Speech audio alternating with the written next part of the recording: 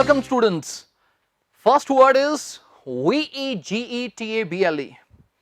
उच्चारण इसका क्या है? सोचेंगे आप, बड़ा इजी है, वेजिटेबल, लेकिन यही हम गलती करते हैं। इससे आपने ये नहीं कहना वेजी, जी नहीं, ज कहना बस। सो वेजिटेबल नहीं, वेजिटेबल।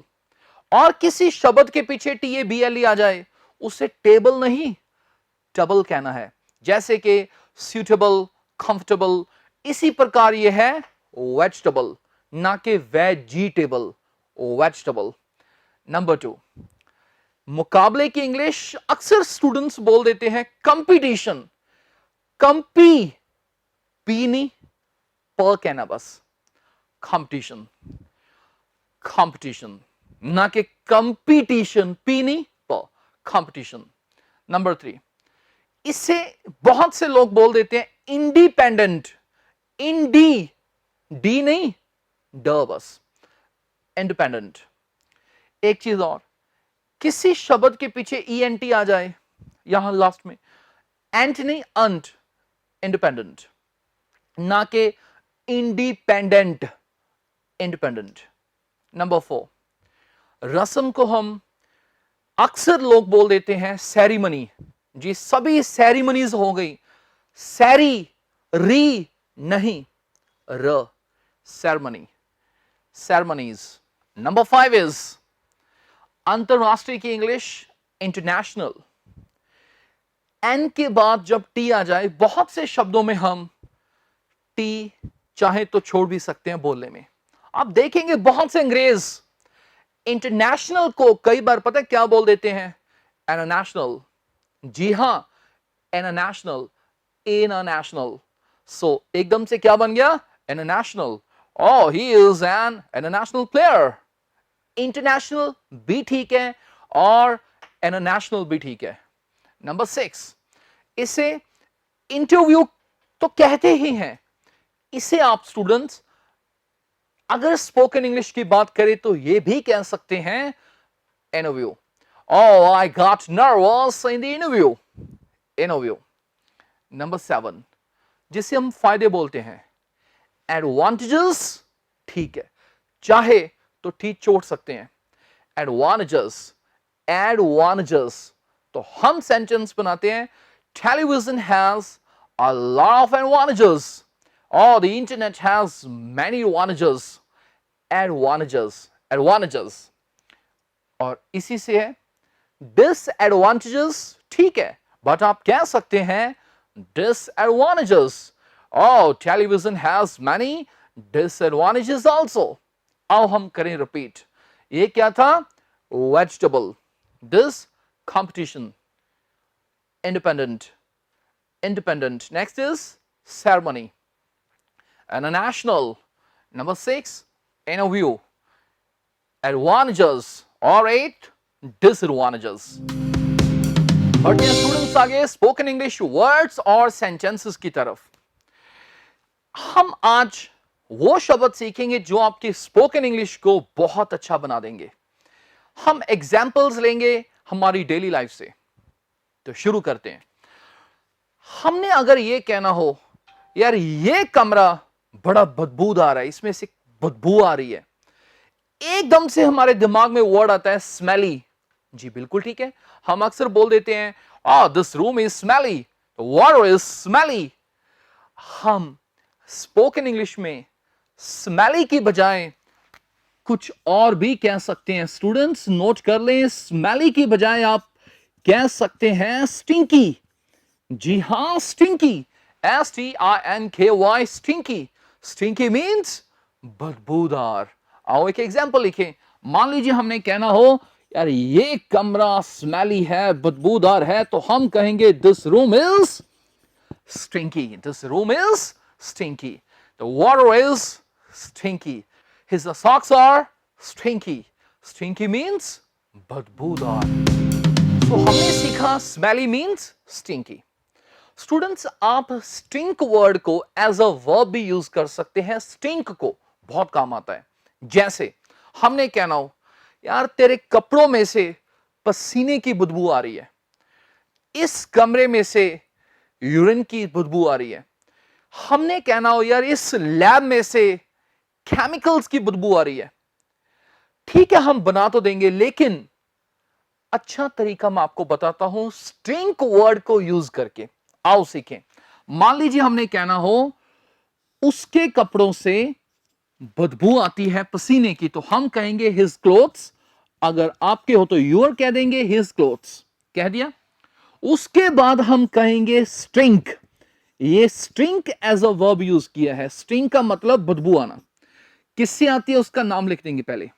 हिज क्लोथ्स, क्या लिखा हमने, हिज क्लोथ्स स्टिंक ऑफ, इसके साथ ऑफ लगाएंगे। स्टिंक ऑफ किसकी बदबू आती है, पसीने की, sweat. His clothes stink of sweat. अगर आपने कहना हो इस कमरे से यूरिन की स्मेल आती है, तो आप कहेंगे this room stinks of. Room एक है प्रेजेंट डेफिनिट टेंस में, मेन वर्ब के साथ हम ऐसे लगा देंगे this room stinks of urine.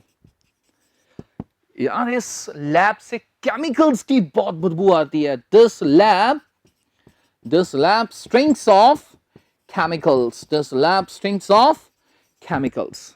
यार तेरे मुंह से शराब की बदबू आती है, तो हम कहेंगे योर ब्रेथ, ब्रेथ मीन्स सांस बोल देते हम, your breath stinks of liquor. So इसे नोट कर लें स्टूडेंट्स।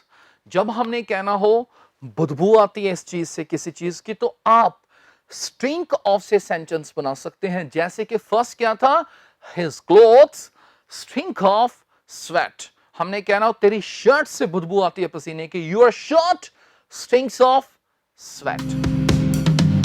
बढ़ते आगे स्टूडेंट्स। अगर सिर्फ बैड स्मेल को आपने, बढ़ते हैं स्टूडेंट्स आगे। अब हम ये देखते हैं कि बैड स्मेल के लिए हमारे पास और कौन कौन से एक्सप्रेशंस हैं, वर्ड्स हैं। हमने कहना हो oh this is a bad smell, I can't tolerate. सिर्फ बदबू की इंग्लिश एक तो हो गई bad smell. What else, note कर लीजिए स्टूडेंट्स। एक आप कह सकते हैं foul smell, FOULSMELL, foul smell. Foul smell means बदबू होती है। हमने कहना oh what a foul smell, कितनी गंदी स्मेल है, व्हाट अ फाउल स्मेल। आपने देखा होगा गले सड़े अंडों में से कई बार आती है। हम गले सड़े अंडों को हम बोल सकते हैं रॉटन एग्स। रॉटन मींस गली सड़ी कोई चीज, रॉटन एग्स। हमने कहना हो यार आई थिंक ये जो फाउल स्मेल आ रही है, this is because of रॉटन eggs. Foul smell means गंदी स्मेल, गंदी, बैड स्मेल। एक और नोट कर लीजिए, पंजेंट स्मेल। तो स्टूडेंट्स पंजेंट के स्मेलिंग है PUNGENT। पंजेंट का मतलब है स्ट्रॉन्ग स्मेल, तीखी स्मेल, जो एकदम से नाक को चढ़ती है। मान लीजिए हमने कहना हो यार मैंने कमरा खोला, ओ गॉड इतनी गंदी स्मेल एकदम से मेरे नाक को चढ़ गई। It was a pungent smell, how it was a pungent smell. Pungent smell, foul smell, ये दोनों शब्द आप स्पोकन इंग्लिश में बैड स्मेल के तौर पर यूज कर सकते हैं। अब स्टूडेंट्स हम नींद से रिलेटेड, स्लीप से रिलेटेड कुछ वर्ड्स पढ़ते हैं। मान लीजिए हमने कहना हो यार मुझे नींद आ रही है, तो आप उसकी इंग्लिश सिंपली कह सकते हैं फील स्लीपी यूज करके। ओ आई एम फीलिंग स्लीपी। जब कोई इंसान स्लीपी महसूस करता है, इसका मतलब उसे नींद आ रही होती है। So simple. शुरुआत यहीं से करेंगे, oh I am feeling sleepy. Feel sleepy means अगर कोई इंसान स्लीपी महसूस कर रहा है, इट मीन्स उसे नींद आ रही है। अगला हम सीखते हैं। आपने अक्सर सुना होगा गहरी नींद। इसकी इंग्लिश बनाने में कुछ स्टूडेंट्स को प्रॉब्लम आती है। मान लीजिए हमने कहना हो यार उसने मुझे गहरी नींद में से उठा दिया, गहरी नींद से उठा दिया उसने मुझे। तो गहरी नींद जो होती है ना, आप उसके लिए साउंड स्लीप एक्सप्रेशन यूज कर सकते हैं। कौन सा? Sound sleep, SOUND, sound sleep use कर सकते हैं। हम एक सेंटेंस बना लेते हैं, उसने मुझे गहरी नींद से उठा दिया, तो हम क्या कहेंगे? ही woke me up. Wake up का मतलब होता है जगाना, second form woke up. He woke me up from sound sleep. तो स्टूडेंट्स नोट कर ले, साउंड स्लीप मींस गहरी नींद। He woke me up from sound sleep. हम अक्सर बोल देते हैं वो गहरी नींद में है, उसे उठाना मत। He is in sound sleep, don't wake him up, don't wake him up, don't disturb him in his sound sleep. आगे बढ़ते हैं स्टूडेंट्स, एक आप एक्सप्रेशन नोट कीजिए, वो है sweet slumber. SWEET, sweet slumber, SLUMBER, sweet slumber हम spoken में यूज करते हैं। स्वीट स्लंबर का मतलब है मीठी नींद। जी हां, पहले नोट कर लीजिए, स्लंबर मींस नींद होती है। मीठी नींद को हम अक्सर क्या बोल देते हैं? Sweet slumber. आपने देखा होगा हम अक्सर बोल देते हैं, यार मैंने कल बड़ी मीठी सी नींद ली, यार सुबह सुबह उठना मेरे लिए मुश्किल होता है, मैं अपनी मीठी नींद में होता हूं, मुझे उठाया मत कर। Don't disturb me in my sweet slumber, don't wake me up from sweet slumber. आओ हम बनाते हैं सेंटेंस। मान लीजिए हमने कहना हो, He woke me up, उसने मुझे जगा दिया। He woke me up from, ठीक है, गहरी नींद is sound sleep। अगर मीठी सी नींद की हम बात करते हैं तो हम क्या बोल देते हैं? Sweet slumber. आपने अक्सर देखा होगा बहुत से लोग कहते हैं, यार सुबह सुबह उठना हमारे लिए बहुत मुश्किल होता है, खास तौर पर ये 5-6 बजे, 4-5 बजे की नींद होती है, यार सुबह उठा नहीं जाता, बड़ी मीठी नींद में होते हैं हम। Oh, I was in sweet slumber. That's why I didn't get up and I canceled the idea of going to the gym. So, sweet slumber means मीठी नींद। स्टूडेंट्स, अगर हमने कहना हो, यार मैं कल सारी रात नहीं सो पाया, मैं करवटें बदलता रहा, वहां पड़ोस में इतना ऊंची म्यूजिक चल रहा था, मैं सारी रात नहीं सो पाया। अच्छा, ये तो हम बना देंगे कि मैं स्लीपलेस रहा। स्लीपलेस हम समझते हैं वर्ड, लेकिन करवटें बदलने की इंग्लिश में बहुत से स्टूडेंट्स अटक जाते हैं।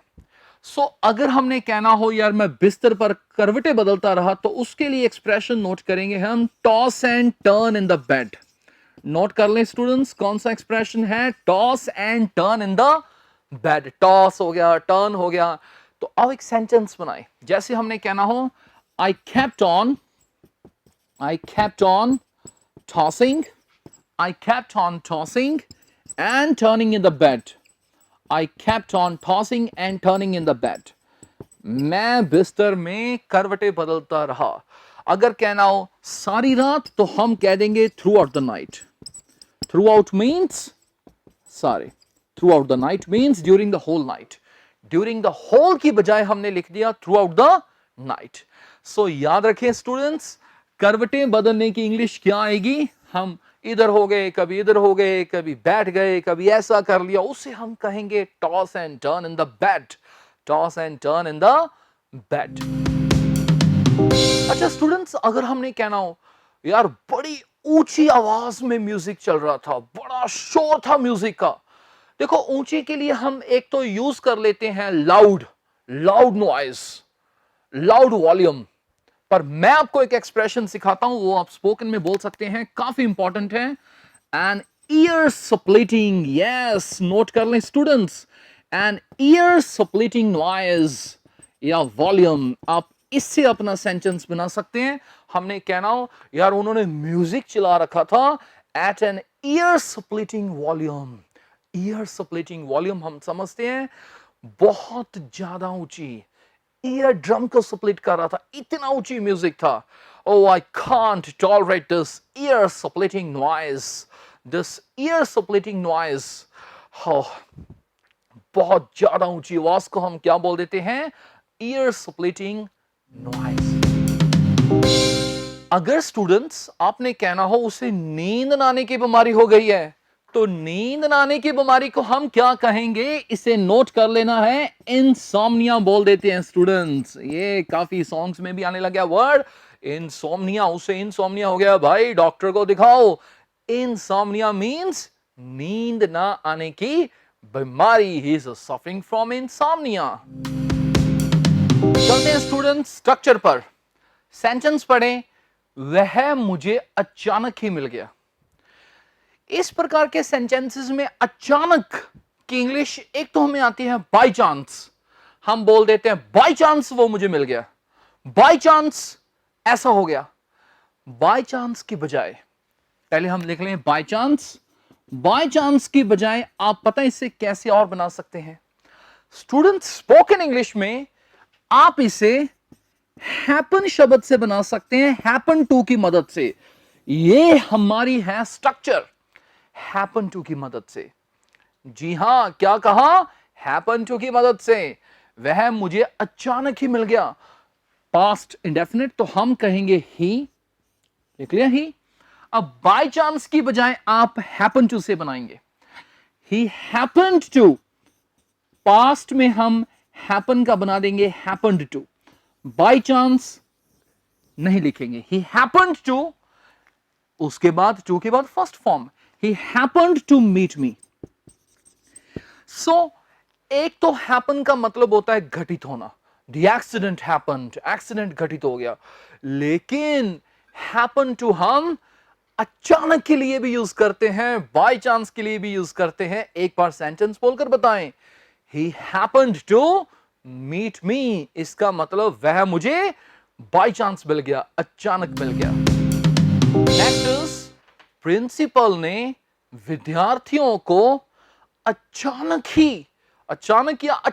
ही संबोधन किया, मतलब अचानक ही प्रिंसिपल ने संबोधन किया। तो हम कहेंगे द प्रिंसिपल